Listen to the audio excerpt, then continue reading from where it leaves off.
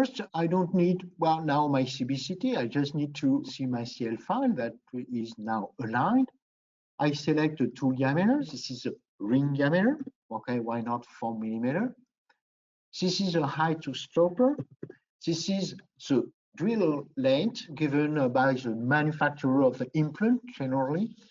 They provide also some tools like sleeves, drills, and the length is indicated by the manufacturer. Well, for our case, we know that this implant is height 8 here. May show you extra thing like the transparency to see the location of the implant. Well, let's go back to the drill guide area. I have to select the area where I will work. I just have to select the area where I like to add an implant. That area here. I may say upper or lower jaw.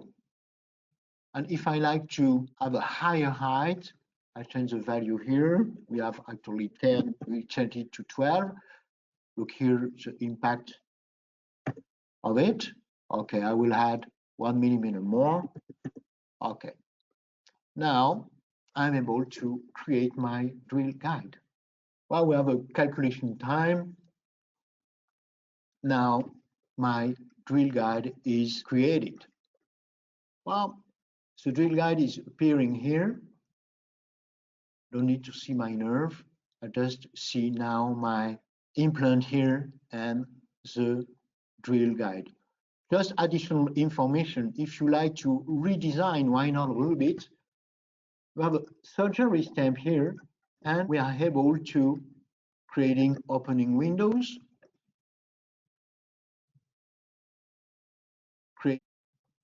redesign it if necessary. I will cut the top area because I like to see from the top the position. Means with this tool, very easy to manage.